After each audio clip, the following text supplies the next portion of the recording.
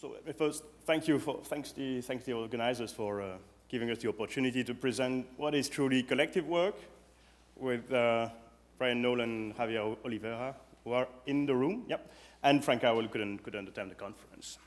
So what I'm going to do now is really give you a sort of an incomplete preview of all the material that we've attempted to put in a potential book chapter.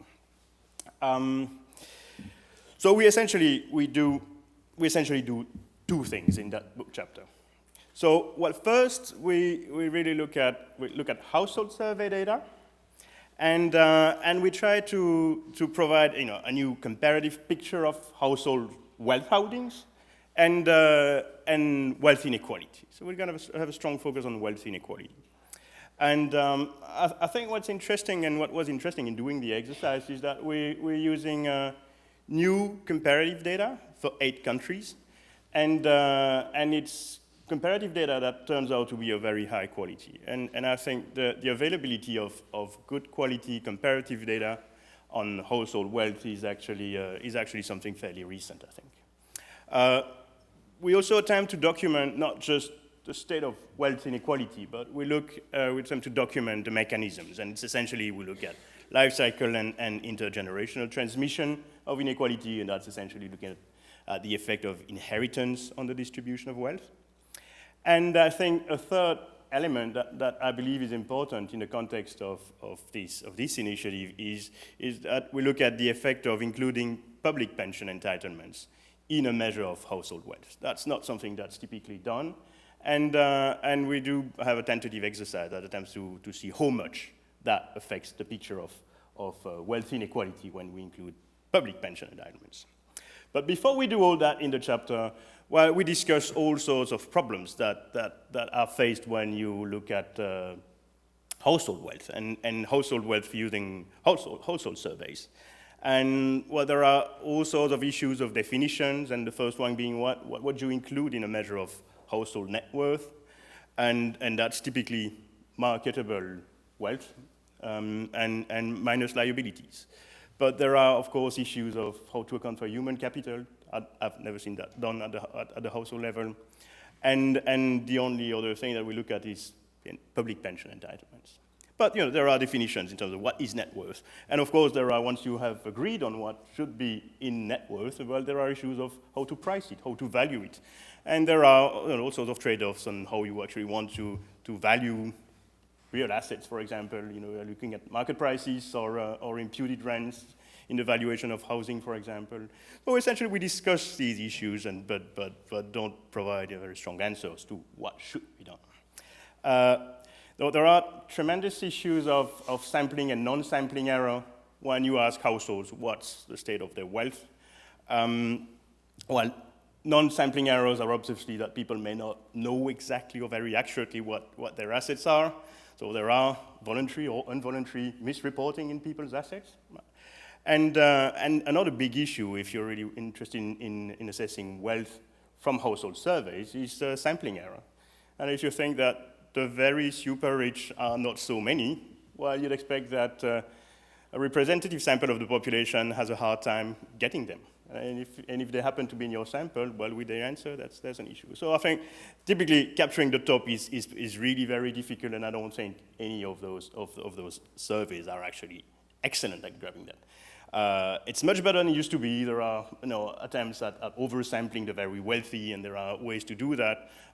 Whether it's perfect is probably to be discussed. But as I said, these surveys that we look at do a very good job at doing what as good as it can be at the moment.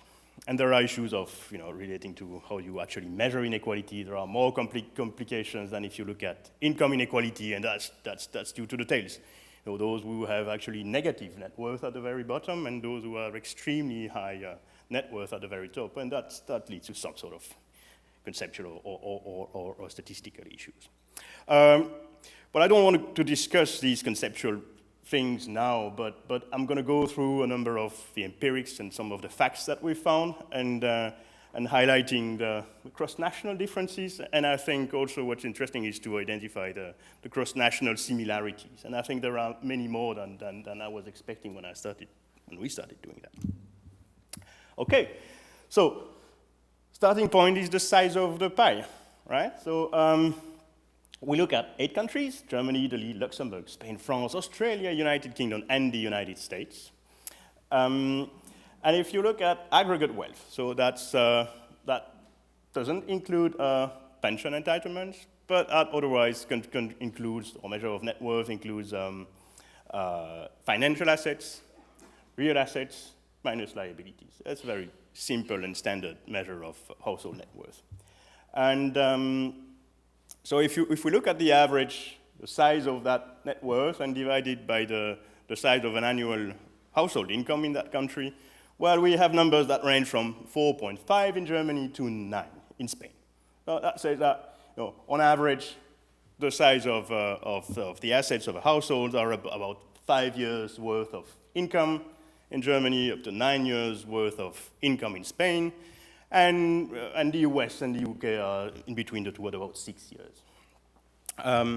But that's the size of the cake. Of course, we all know that there are big differences in the individual assets. So if you look at the median, well, median net worth is much lower, and it ranges from a very low, in my perspective, less than 1 year in the United States, up to 5 years in Spain. But you see, if you compare the 0.9, well, let's say 1 year worth of income in the US at the median, you compare that to 6 years on the average, that's the first indication that there is indeed significant concentration towards the top, and that's the main theme of the chapter.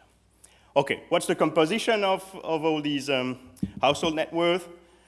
If you look at this example, that's the UK, but most of the countries are actually very similar in that structure. So you would see that, so if the top bar, the overall width is total assets, and the white chunk is debt. So you see that 5 to 15% of total assets are eaten up by liabilities at the household level. So in the UK, you have an average net worth of 6 years, and an average level of debt of about 1 year. And that's quite consistent across countries. And as we also know, the big part of these assets are composed of the value of the main residence.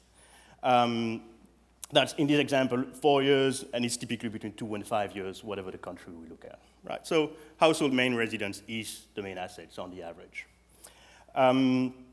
Actually, financial assets are not very large, typically around 1 year. If you think of that, 6 years, it's 2 to 5 years of household main residence and 1 year of financial assets.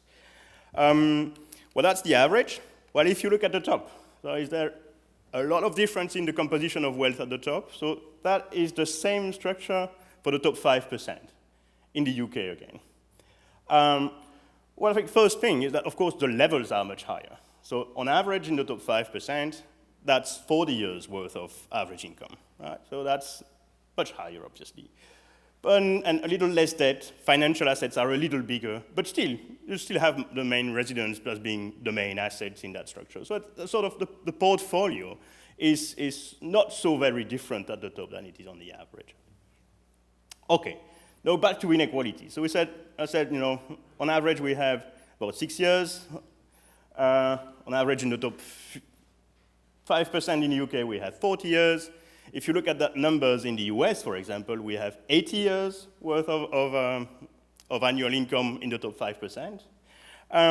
So there is great concentration to the top.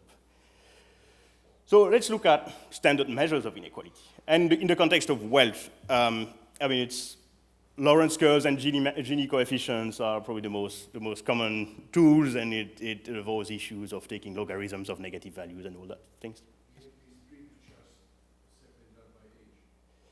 I'm getting to that, yeah. So overall inequality, well, that's what we get here. The first result is, as you'd expect, wealth is much more concentrated than income, and that's what you get here. This is the examples for Spain. I'm going to show you other countries. We have a Gini coefficient for income, that's 0.4 in Spain, and that's gross income, and it's up to just under 0.6 for net worth. So substantially bigger, and that's the lower bound. If we look at other countries, well, we have Italy, a little more concentration of net worth. We have the UK, still further more. Then we get to France, that's even more concentrated, and then we have Germany, even more concentrated. And we finish with the US, that exhibits a very strong concentration of net worth. So if you look at that sort of, at the Lawrence curve, you see that, well, the top 20% have about 95% of overall net worth in those data, right? There is an association between the level of income inequality, the level of net worth inequality, and you look at in those data, the US would top the league table in both dimensions. But the association is not perfect. You see, some countries would have lower inequality in income and higher inequality in wealth. So I think there are issues as to what's the connection between income inequality and net worth inequality at the household level. That's not entirely clear. Now, age wealth profile. So there's a clear argument that, you know, it's just people just accumulate their assets through their lifetime, and then they decumulate when they retire. So I mean, there's a almost mechanical relationship between health and income. So maybe inequality is just a reflection of that. And so if we look at those, first looking at the average average net worth by age of the household, well, we have something that's exactly how you'd expect it to be. It's increasing. So on the graph, we start at 25 years of age, and that's very low. That's close to zero. That's, again, still in years of average annual income. It's increasing up to a peak at around the age 60 or 65, and then it declines. And that's the sort of things that you would expect from a very simple life cycle model. So, of course, that is mixing cohort and age effects. This is just a cross-section. But that's the kind of the sort of pattern that you'd expect.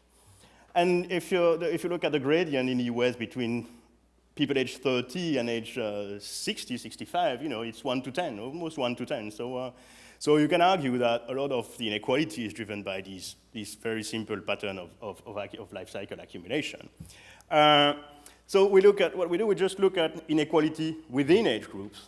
So, and if that's just this age and income relationship that's driving overall inequality, well, within age group, you'd expect inequality to be much lower than it is on the average.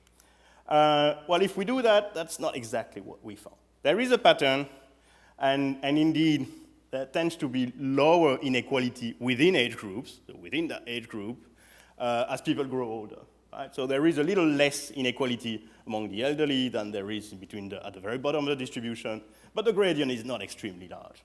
And so if you think that age 60 would be the peak, at the peak of the life cycle, and that's where you want to look at inequality, well, you have a number that's not a lot lower than it is on average in the overall population.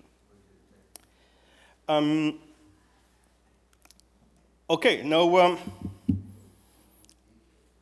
looking for extended that concept. So if we extend that concept by now including public pension.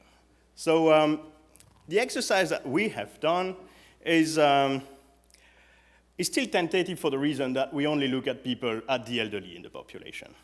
So the idea is simply that, you know, the entitlement to public pension is part of people's assets because they know it's a flow until they die, and it's a flow in their household.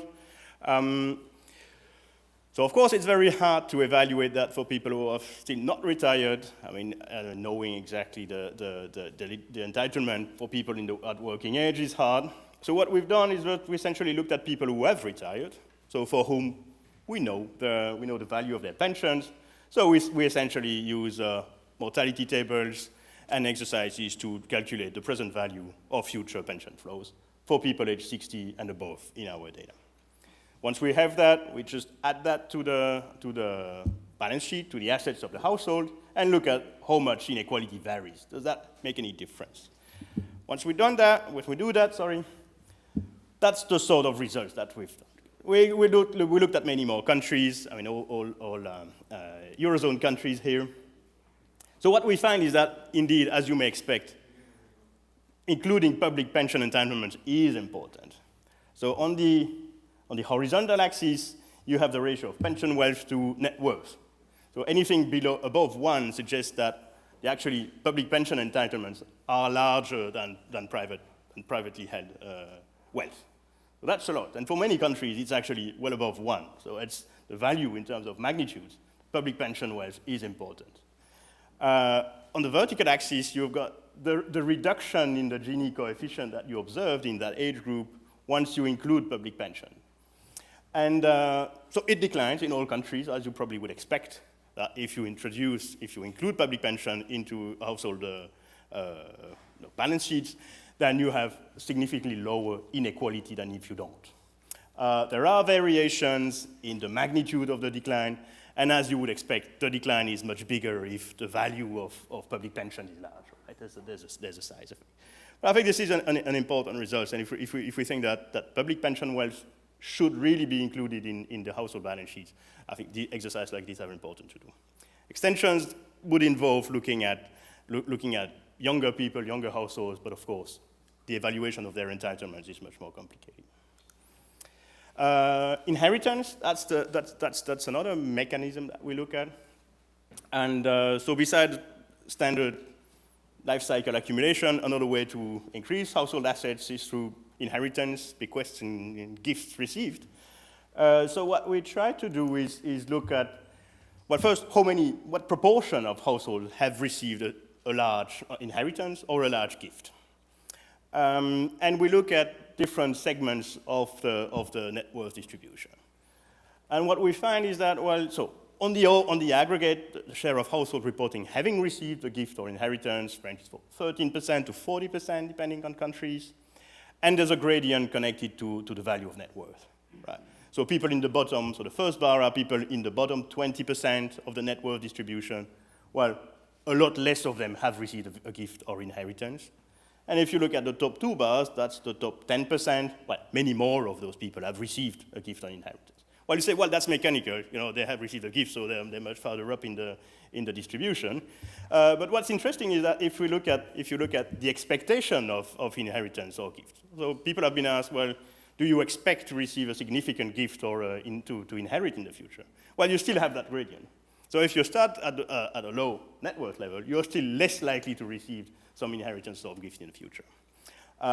So we did some more elaborate exercises to attempt to see, well, in the overall, is inheritance or bequest pushing inequality upwards, or is it pushing inequality downwards? And what we have found in our exercise is that it tends to push inequality upwards.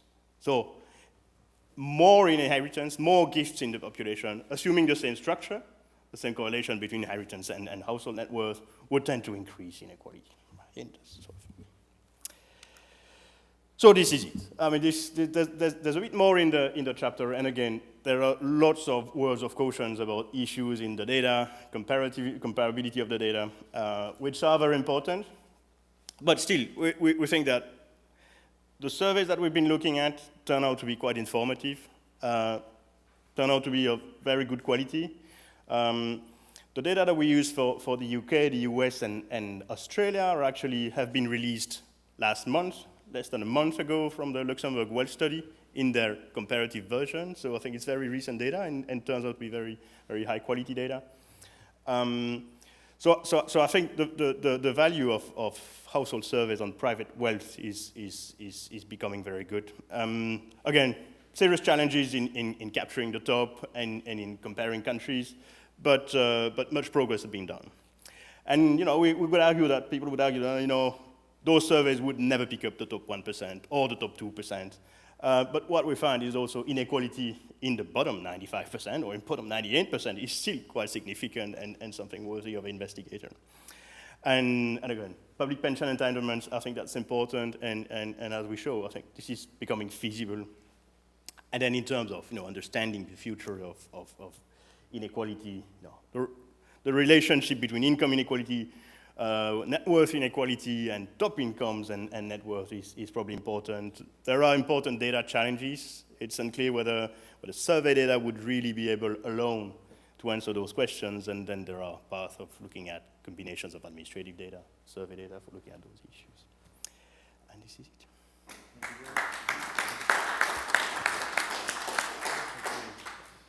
So I'd like to invite Ed Wolfe, Professor of Economics at New York University, up to discuss the paper. Thank you very much, Ed.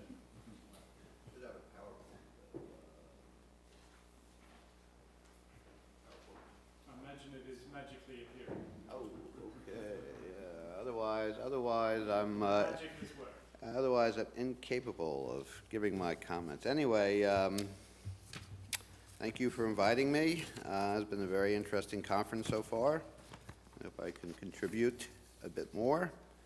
So, first of all, really, this was really an excellent paper. In fact, I would say it was 4 papers in one. 4 papers disguised as one. So it's too bad I only have 10 minutes to discuss, probably less now. So it covers a lot of the major issues. I only have 6?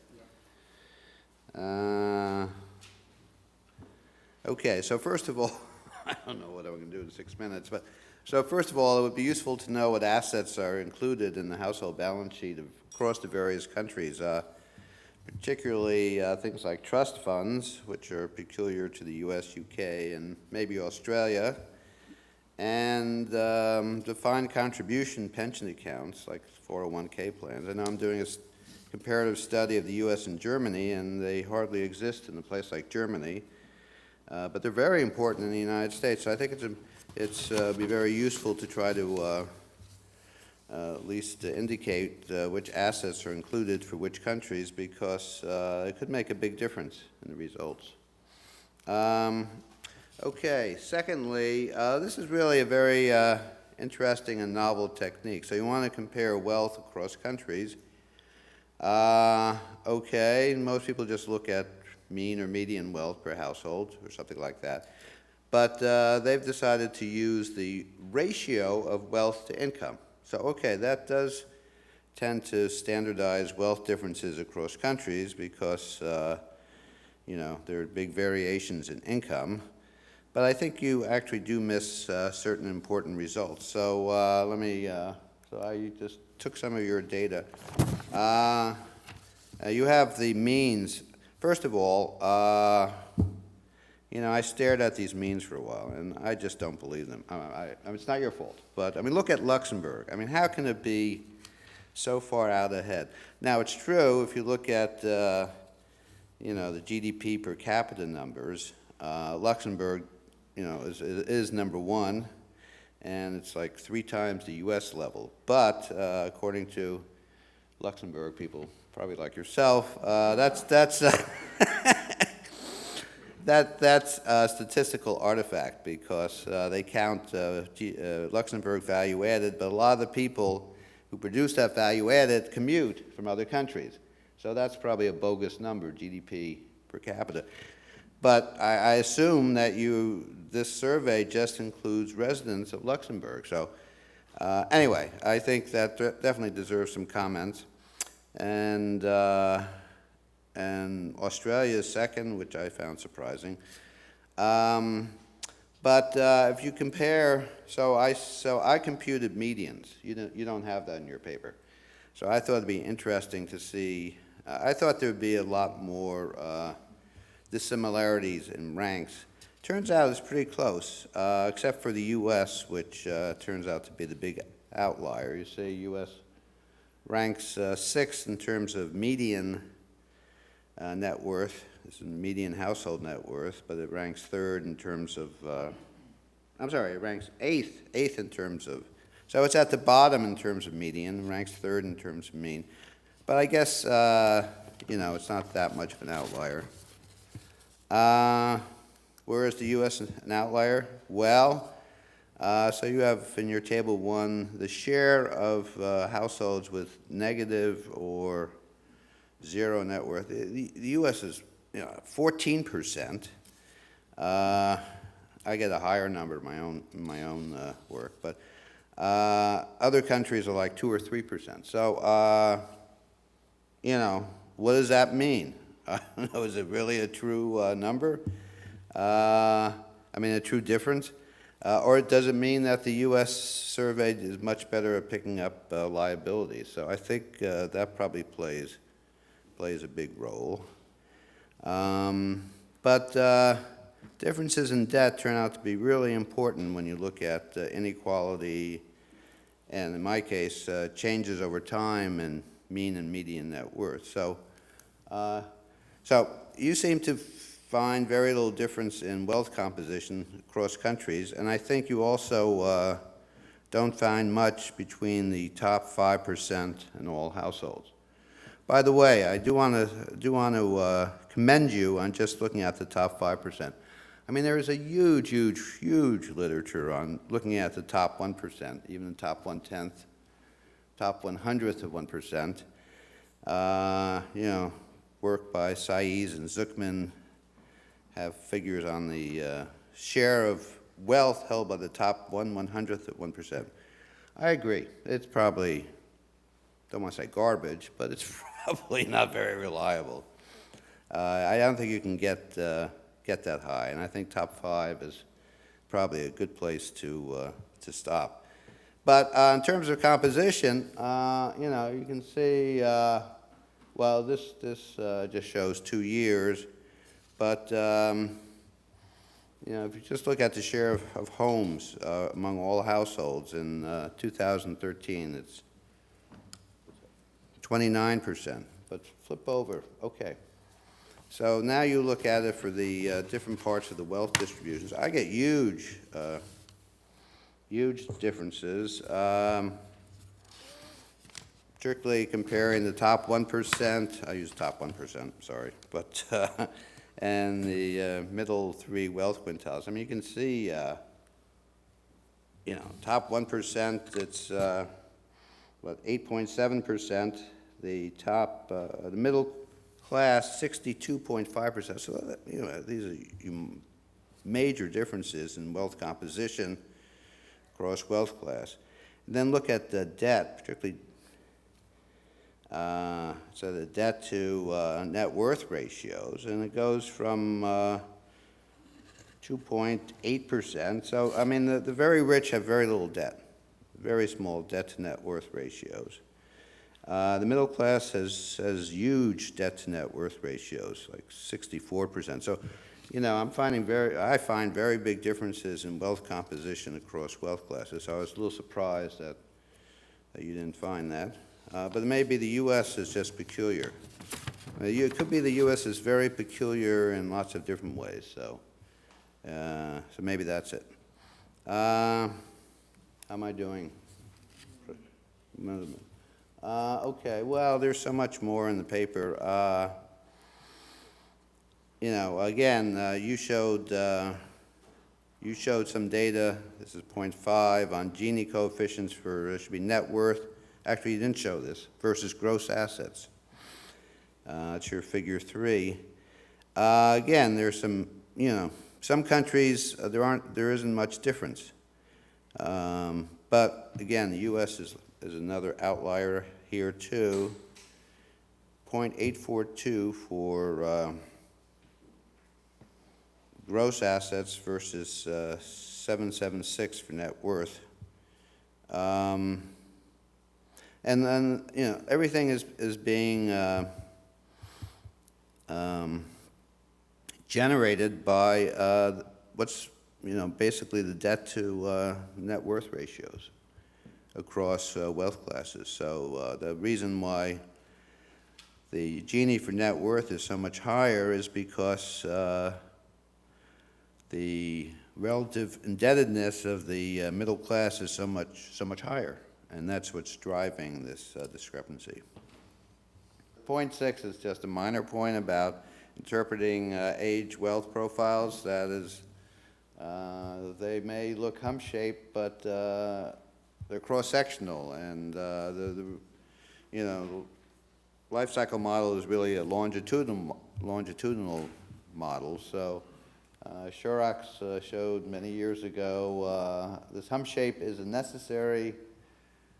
Cross-sectional hump shape is a necessary but not sufficient condition for hump shape over the lifetime. Okay, so that's just a minor point.